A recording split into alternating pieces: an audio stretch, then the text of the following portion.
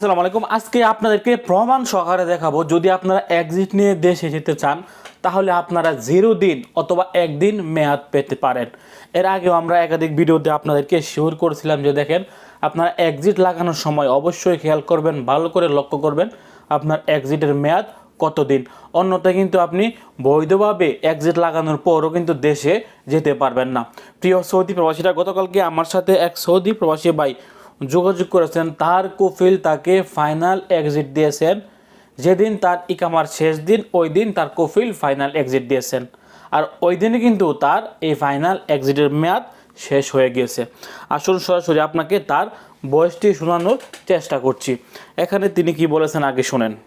আপনার আজকে এক্সিট মারছে, আপনার আজকে আমার লাস্ট ডেট ছিল আকামার, তা আজকে এক্সিট মারছে, তাহলে তো আর আমি কোনো মেয়াদ পাবো না। এই এক্সিটটা রিনিউ করতে কয়টা কিরকম খরচ পড়বে? তো শুনলেন তো বয়সটা, আজকে তার কফিল এক্সিট মেরেছে এবং আজকেই তার ইকামার মেয়াদ শেষ, অর্থাৎ আজকে 12টার আগে কিন্তু তার এক্সিটের মেয়াদ শেষ হয়ে গিয়েছে। প্রিয় সৌদি প্রবাসীরা, যারা এরকম কাজ করবেন বা কফিলের মাধ্যমে এক্সিট লাগাবেন, অনেক সৌদি কফিলরা আছে তারাও কিন্তু এই বিষয়টা জানে না। আগে কিন্তু ইকামার মেয়াদ 1 দিন থাকলেও এক্সিট দিলে কিন্তু প্রবাসীরা 60 দিন মেয়াদ পেতেন, কিন্তু এখন বর্তমানে যদি আপনার ইকামার মেয়াদ 1 দিন থাকে, ধরেন আজকে রাত 12টার আগে আপনার ইকামার মেয়াদ শেষ, এই মুহূর্তে যদি আপনার কফিল বা আপনার কোম্পানি আপনাকে এক্সিট লাগিয়ে দেয়, ফাইনাল এক্সিট, তাহলে কিন্তু আপনার 12টার আগেই কিন্তু আপনার এক্সিটের মেয়াদ শেষ হয়ে যাবে।